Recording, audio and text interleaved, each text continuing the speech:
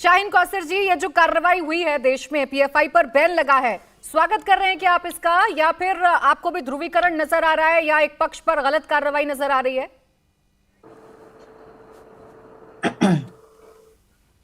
हमारा देश लोकतांत्रिक देश है और संविधान है, न्यायपालिका है।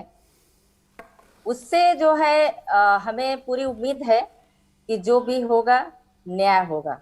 लेकिन अभी जिस तरीके से जो है ये बगैर इन्वेस्टिगेशन के, बगैर तथ्य सबूत के आए हुए, कोर्ट का जजमेंट अभी बाकी है, कोर्ट का जजमेंट अभी नहीं आया है। कोर्ट का जजमेंट आने दीजिए, इतनी भी जल्दी क्या है। क्या बात है। और इसके बाद जो है अगर मुजरिम है तो जाहिर सी बात है मुजरिम को सजा मिलनी चाहिए।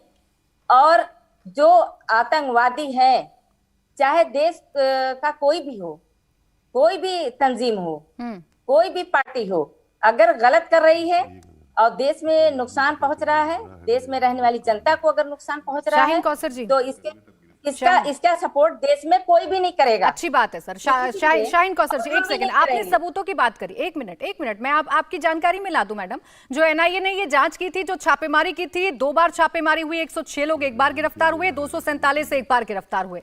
इसमें बहुत सारे सबूत मिले, आईएसआईएस से जुड़ाव मिला, टेरर फंडिंग की बात सामने आई, यहाँ पर रेडिकलाइज करने की बात आई युवाओं को। आप नहीं चाहती कि जो लोग एक वर्ग को रेडिकलाइज कर रहे हैं, देश के प्रति नफरत फैला रहे हैं, उन पर कार्रवाई हो गई, तो आप स्वागत कर दें।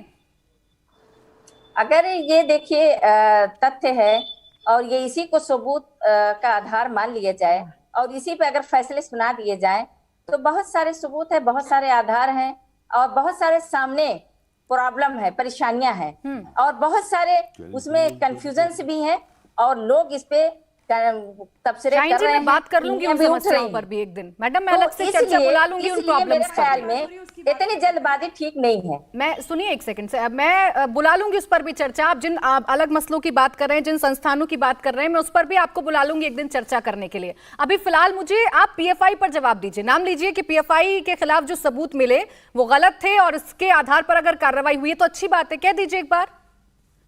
नहीं, आप मेरे साथ जबरदस्ती नहीं कर सकती हैं कि आप कह दीजिए। भाई मैं समझ रही हूँ, मैं भी एक जिम्मेदार नागरिक हूँ देश की, मैं समझ रही हूँ कहाँ क्या गलत हो रहा है, कहाँ क्या सही हो रहा है। लेकिन अपनी जबान मेरे मुंह में तो नहीं डाल सकती। मैं बिल्कुल नहीं डाल सकती शाहीन कौसर जी। फिर आप मुझे हवाला भी नहीं दीजिए कि इस देश के कानून, इस देश की न्याय, इस देश की एजेंसियों पर आपको भरोसा है, फिर आप मुझे ये भी मत पाठ पढ़ाइए। अगर भरोसा है तो फिर आपको कोई गुरेज नहीं होना चाहिए, आपको तो खुश होना चाहिए कि एसडीपीआई पीएफआई की वजह से हमेशा बदनाम होती है, उसी का पॉलिटिकल विंग कहा जाता है। पूरा भरोसा है, इन्हें उस पीएफआई पे भरोसा है जिसके लोग एक टीचर के हाथ काट देते हैं जाकर के। इन्हें उस पीएफआई पे भरोसा है। कोर्ट से जो जजमेंट आएगा पूरे देश के लिए। ठीक है शाहीन जी, आप इंतजार करते रहिए कोर्ट का, लेकिन सेलेक्टिव होना इस देश के लिए कितना खतरनाक है ये हमने बीते कई दिनों में देखा है।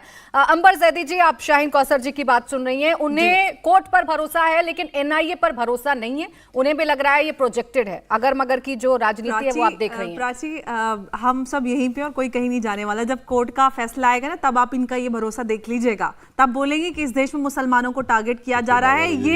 ये एक पॉलिटिकल फैसला है, ये बीजेपी आरएसएस के दबाव में कोर्ट ने फैसला दिया है। तो आप, ये कोई पहली बात नहीं है कि जब कोई फैसला नहीं आता तो पहले कहा जाता है कि हमें देश की न्याय व्यवस्था पर, लोकतंत्र पर बड़ा भरोसा है। जब फैसला आ जाता है तो कहते हैं कि हमें इस फैसले से इतराज है, हम दोबारा चैलेंज करेंगे। तो एसडीपीआई, जो कि उसका एक पॉलिटिकल विंग है पीएफआई का, जो उनका बड़ा बेटा है, छोटा बेटा सीएफआई है, बेटी उनकी एनडब्ल्यूएफ है, तो ये लोग पीएफआई का एजेंडा पैडल करते हैं। ये लोग, उनकी तैयारी है कि वही एजेंडा लेकर भारत की पार्लियामेंट में घुस जाएं और पूरे देश में जो एक इस्लामीकरण करने का इनका पूरा एजेंडा है उसको पूरा करना चाहते हैं। ये किस मुंह से पीएफआई के खिलाफ बोलेंगी? ये लोग इतनी सारी कोर्ट के जो ऑब्जर्वेशंस है उसमें कोर्ट ने बोला है। अभी रिसेंटली हिजाब के उसमें मामले में बात करते हैं, क्या सुप्रीम कोर्ट ने नहीं बोला कि ये पूरा मामला पीएफआई का पैडल किया हुआ है? उनका ये पूरा नैरेटिव, पूरे देश में जो अशांति फैलाई गई, चाहे सरतन से जुदा की बात हो, झारखंड वाला लव जिहाद का केस हो, दिल्ली राइट्स हो, चाहे चाहे सीएनआरसी की बात हो, कितने सारे ऐसे मामले हैं जिसमें पीएफआई का इन्वॉल्वमेंट, समय समय पर हाथरस में भी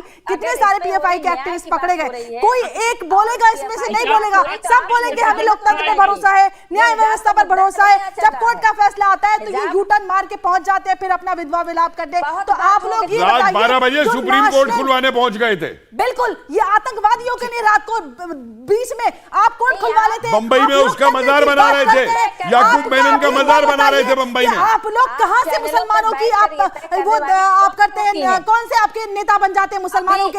हम लोग आप जैसे लोगों को रिजेक्ट करते हैं। भारत का मुसलमान भारत के साथ है, लोकतंत्र के साथ है। वो लोग जो अपनी राजनीतिक रोटियां सेकने के लिए भारत के हर मुसलमान पर आतंकवाद का टैग लगाते हैं, एक-एक करके बात करेंगे। आपकी बात मुझ तक पहुंच नहीं रही है शाहीन कौसर जी, आपकी बात मुझ तक पहुंच नहीं रही थी। एक-एक करके मेरे मेहमान जब बोले तो बीच में आप इंटरवीन मत करिए, मैं आऊंगी आपके पास, आप फिर उस बात का जवाब जरूर दीजिएगा। इंडिया टीवी हर वक्त हर जगह डाउनलोड करने के लिए सर्च करें India TV news Google play store या ऐप स्टोर पर।